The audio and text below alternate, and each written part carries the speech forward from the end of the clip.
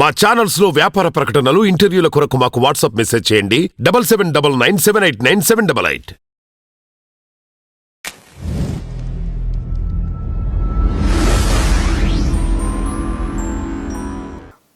పుట్టిన పిల్లలు మొదటి నెల రోజుల్లోపు పిల్లలు వాళ్ళంతా వాళ్ళుగా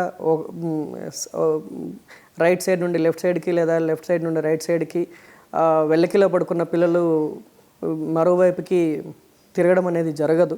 సో మనమే బేబీని స్ట్రైట్గా పడుకోబెట్టడం అంటే వెల్లకిలా పడుకోబెట్టడము అనేది జరుగుతూ ఉంటుంది. అయినా సరే ఒక్కొక్కసారి వాళ్ళ తల అనేది అటు ఇటు చూస్తూ ఒక్కొక్కసారి మనం మదర్ కానీ ఇంకెవరన్నా అటు ఇటు వెళ్తున్నప్పుడు వాళ్ళని ఫాలో అవ్వడం అనేది జరుగుతూ ఉంటుంది. దానివల్ల కొంతమంది పిల్లలకి తల ఒకవైపు భాగం కొద్దిగా సొట్టబడినట్టుగా అంటే ఇలా ఇండెంటేషన్ అంటాము, అది జరుగుతూ ఉంటుంది. ఇంకొక వైపు దాని ఆపోజిట్ సైడ్ ఉన్న తల అనేది కొద్దిగా ఇలా సాగదీసినట్టుగా అవుతూ ఉంటుంది. ఈ రెండు అనేది ఇంటర్నల్గా బ్రెయిన్కి సంబంధించి యూజువల్గా ఎలాంటి ప్రాబ్లమ్స్ చేయదు. ఇది ఓన్లీ పై ఎక్స్టర్నల్ అంటే స్కల్ బోన్స్ అండ్ దానిపైన ఉండే స్కిన్ అండ్ స్కాల్ప్ అంటాం కదా, హెయిర్స్, దీనికి సంబంధించిన ఇష్యూ మాత్రమే. దీనివల్ల ఫ్యూచర్లో ఎలాంటి బిడ్డ యొక్క తెలివితేటలు కానీ లేదా మెదడు భాగంలో యొక్క అవకతవకలు కానీ యూజువల్గా జరగవు. అండ్ దీనిని చాలా సింపుల్గా సరిచేయవచ్చు. ఐదర్ బై మనము మసాజ్ చేస్తూ ఉంటాం కదా, బేబీకి ఎట్లయితే బాడీ మసాజ్ చేస్తూ ఉంటామో అలానే మెల్లగా హెడ్ మసాజ్ అనేది మెల్లమెల్లగా ఒత్తుతూ ఉంటే అది యూజువల్గా round shape or nearer to round shape అనేది వస్తూ ఉంటుంది. అండ్ వన్ మోర్ థింగ్ మన వ్యూయర్స్కి నేను చెప్పదలుచుకుంది ఏంటంటే, బయటి ఎక్స్టర్నల్ హెడ్ షేప్ తోటి లోపల బ్రెయిన్ యొక్క షేప్ అనేది ఆధారపడదు. అది చాలా రేర్ కేసెస్లో మాత్రమే ఎస్పెషల్లీ అది ఆధారపడి ఉంటుంది.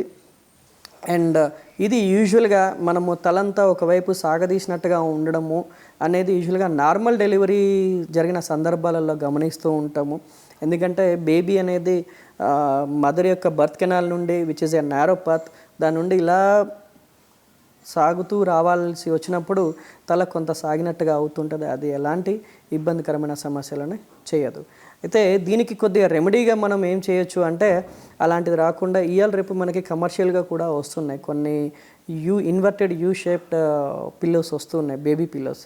అవి పెట్టుకుంటే చాలా వరకు ఇలాంటి ఇబ్బంది రాదు. అయితే ఈ పిల్లలు ఏదైతే చంటి పిల్లలు మొదటి 1 month లోపు పిల్లలు వాళ్ళు సొంతంగా తిరగలేక ఒకటే వైపు ఎక్కువగా పడుకున్నప్పుడు ఇలా like somewhere around 3 to 4 hours కంటిన్యూస్గా పడుకున్నప్పుడు కొంత మెడలు పట్టేసే అవకాశం ఉంటుంది. దీన్నే మనం రైనెక్ అంటాము. దీనివల్ల మళ్ళీ వీళ్ళు తల్లిపాలు తాగేటప్పుడు ఒకసారి the other side of the breast, ఒక బ్రెస్ట్కి కరెక్ట్గా తాగుతున్న రెండో వైపుకి సరిగా తాగలేకపోవచ్చు. ఎందుకంటే మెడలు పట్టేయడం వల్ల ఇలా ఇండైరెక్ట్గా ఫీడింగ్ తీసుకునే దాంట్లో ఇబ్బంది రావచ్చును.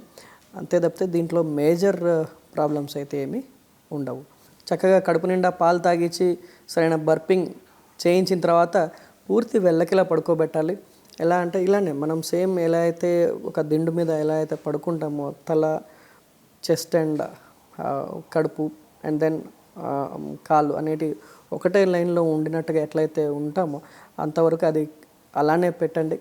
అండ్ ఏదైతే నేను ఇందాక చెప్పినట్టుగా తల ఫ్రీక్వెంట్గా ఒకటే వైపు పెడుతున్నారు అన్నప్పుడు బేబీని పలకరించడానికి మనం ఏం చేయొచ్చు అంటే ఆపోజిట్ డైరెక్షన్లోకి వెళ్ళి పలకరిస్తూ ఉండగా వాళ్ళే మెల్లగా ఈ పొజిషన్ నుండి వాళ్ళు ఆపోజిట్ సైడ్కి వస్తుంటారు. కాబట్టి ఈ పూర్తి అలవాటు అనేది తగ్గిపోతూ ఉంటుంది. ఒకటే వైపు ఉండి ఒకటే వైపు చూడడం అనేది కూడా ఆ అలవాటు అనేది తగ్గిపోతుంది.